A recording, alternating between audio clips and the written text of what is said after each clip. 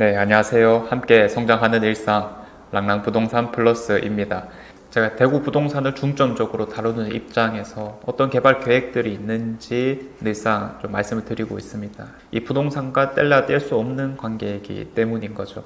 최근 가장 많이 나오고 있는 사업들은 아무래도 대구 경부 통합에 관련된 것들일 거고 메가시티의 한 과정이다라고 볼 수가 있는 거겠죠.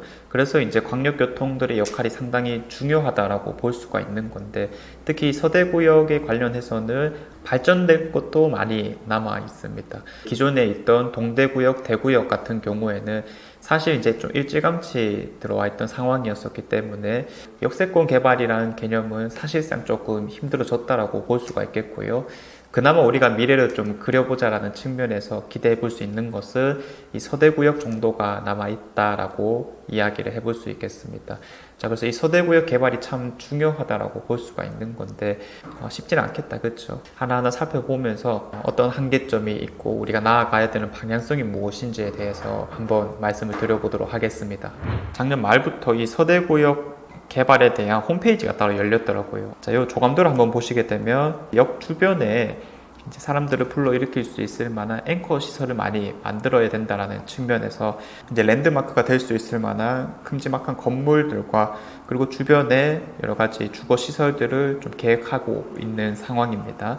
자, 그래서 조감도만 보았을 때는 또 아주 멋들어진 모습이다라고 이야기해 볼 수 있을 건데, 자, 좀 더 세부적으로 복합 한성센터 조감도도 현재 나와 있는 상황인 건데, 이 왼쪽으로 해서는 복합 쇼핑몰이 있고요. 랜드마크가 될 수 있는 또 상업시설 같은 것들을 만들겠다라고 하는 건데, 사실 이제 이런 것들의 한계는 좀 극명하다라고 보여지긴 하죠. 그냥 건물 자체에서 우리가 어쨌든 좀 소비를 해야 되는 상황이기 때문에 사실 시대가 지날수록 사람들이 요구하는 게 더 커질 거란 건데, 이런 것들은 확장성이 좀 부족해질 수밖에 없는 상황이지 않을까라는 생각이 듭니다. 자, 그래서 지금 뭐 사실 뭐 동대구역이나 뭐 대구역 이런 곳들에 들어와 있는 백화점을 생각해 보면 건물 형태의 어떠한 것들은 참 한계가 극명하다. 시간이 지날수록 그게 뚜렷해진다라는 느낌을 많이 받을 수는 있겠고요. 자, 지금 지도로 보았었을 때 이제 사실 이런 지역들이 다 공당 지역이죠. 이제 앵커 시설의 역할도 중요하겠지만은 결국 더 많은 사람들이 이제 오게끔 할 수 있으려면 이제 연결성이라는 측면도 상당히 중요해질 수밖에 없겠죠. 그래서 버스가 뭐 나름 많이 다니긴 하겠지만은 그런 것들의 한계는 있고, 이제 뭐 지하철 같은 것들이 좀 연결이 되어야 된다. 그래서 지금 계획을 한번 살펴보게 되면 뭐 5호선 정도가 말들은 나오고 있지만 사실 이제 얘기가 나온 만큼 이거 이제 20년 이상 걸린다라는 거죠. 그래서 그럼 20년 동안 우리가 그냥 계속 기다려야 되나라는 측면은 당연히 현실성이 떨어질 거니까 이제 그런 것들을 조금 뒤로 해야 될 거고. 자, 그리고 이제 전대시장에서 구체적으로 얘기가 나왔던 게, 그럼 임시적으로 트램이라도 좀 연결을 하자 이런 말을 했었습니다. 트램 시범 사업이라 해가지고 이제 죽전역으로 가니 아니면 두류역으로 가니의 싸움에서 두류역으로 가는 것이 확정이 되었었고, 이런 것도 용역 결과까지도 이제 뒷받침이 되었기 때문에 실현될 가능성이 높았다라고 보는 건데, 취지 자체는 사실 우리가 이해해 볼만 하죠. 이런 연결성이 가장 중요하기 때문에 시민들이 편하게 올 수 있도록 이런 트램 사업을 해야 된다라는 거였지만은 기존 도로가 너무 좁아진다라는 현실의 한계가 있었고, 이번에 시장님이 바뀌게 되면서 전면 거의 무효화가 되었다라고 표현을 하고 있습니다. 자, 그래서 결국 결과가 뭐냐면은 여기에 대한 연결성을 지금 기대해 볼 수 있는 게 하나도 없다라는 거거든요. 기존의 광역교통들 중심으로 한번 생각을 해보면, 특히 경기권의 이런 도시들은 역과 그리고 앵커 시설들 그리고 주변의 주거 단지들까지 잘 어우러지는 이런 환경을 갖췄다라고 볼 수 있고요. 뭐 비단 동탄역뿐만 아니라 수원역도 마찬가지라고 볼 수 있겠죠. 여러 가지 시설들과 주변의 주거 단지들이 이제 잘 형성이 되어 가고 있고, 특히 이런 것들이 기존의 도시철도까지 연계가 되는 상황이다 보니까 미래를 좀 낙관적으로 그려볼 수 있다는 측면이 있겠습니다.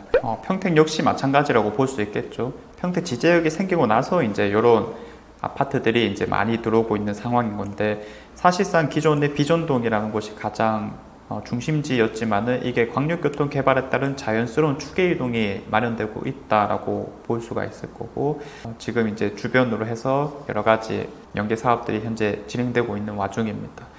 그래도 서대구역 개발과 맞춰서 평리 뉴타운이라는 곳을 진행 중이긴 하지만은 이 연결성이라고 하는 게 사실 너무 애매하다라고 볼 수가 있으니까 배후 주거 단지가 없다라는 문제점을 아마도 많이 느끼실 겁니다. 이 개발을 하시려는 분들도 그런 부분에 착안을 해서 주변 앵커 시설들뿐만 아니라 이제 양 위쪽으로 해서 이제 뭐 주거 단지들도 좀 만들겠다 이런 계획들을 잡고 있는데 사실 여기 누가 와서 살고 싶어 하겠습니까? 아파트 단지가 예정되어 있는 곳이 이런 곳들이랑 말이거든요. 교통합권이 하나도 안 받쳐진다라는 거예요.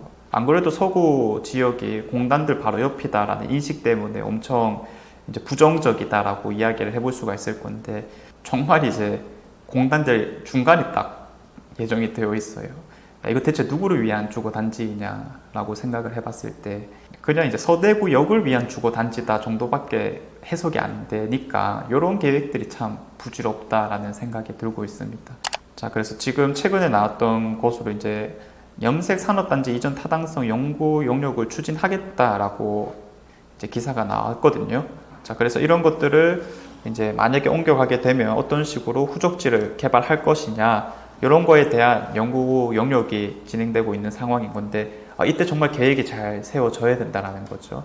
자, 그래서 계속 고민을 해봤습니다. 어떤 것들이 좋은 방향성이 될 수 있을 것인가. 광역교통의 가장 큰 장점이 뭐겠어요? 광역교통으로서 이제 통합신공항까지 있겠다라고 하는 대구 경북선이 진행되고 있고요. 그리고 테크노폴리스 쪽으로 해서 대구 산업선도 예정되어 있고, 그리고 이제 또 가장 눈여겨서 볼 수 있을 만한 게 전라도에서 가장 큰 지역인 광역시랑 이제 일직선을 연결하겠다라고 하는 달빛 내륙철도까지 이야기가 지금 구체적으로 진행이 되고 있잖아요.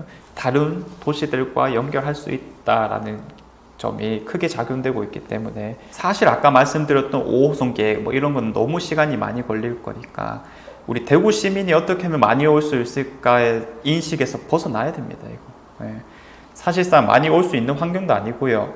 우리가 첫 번째로 구상해야 되는 것은 광역 주변 위성 도시들에서 얼마나 사람들이 많이 보러 올 수 있겠는가. 사실 이게 첫 번째여야 된다라고 생각을 합니다. 그래서 뭐냐면 딱 서대구역만 방문하더라도 사람들이 만족을 느낄 수 있을 만한 여러 가지 문화, 체험 시설들이 들어와야 된다.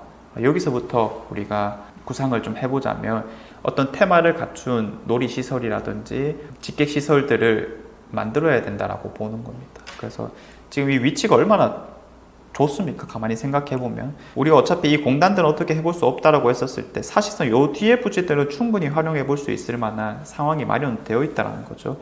근데 이 땅을 가만히 생각해보면 참 좋은 땅이다라는 생각이 듭니다. 우리 대구에서 정말 이렇게 큰 자연과 연계할 수 있을 만한 부지는 거의 없다라는 측면에서 아까 서대구역 복합시설들과 연계해서 이것뿐만 아니라 여기에서도 뭔가 가족들이 시간을 보낼 수 있고 그리고 주변 도시들에서 야 여기 한번 방문해보자 라고 할 만한 곳이 있으면은 야, 이거 얼마나 방향성이 좋은가 라고 이야기를 해볼 수가 있을 것 같습니다. 자, 그래서 원래 여기가 합해수 처리장이었었는데 이제 그런 것들을 지하화하면서 어떻게 이제 잘 만들어 보겠느냐라고 했을 때 지금은 사실 공원 정도의 느낌밖에 안 나요. 자연적인 요소를 잘 살렸다라고 볼 수는 있겠지만 사실 이게 다른 지역의 사람들까지 불러일으킬 만한 요소인가라고 보면은 너무 별로다라는 거예요. 자, 이런 거 하지 말고 이제 우리가 최대한 사람들 불러일으킬 수 있을 만한 어떤 유치를 좀 많이 해야 된다.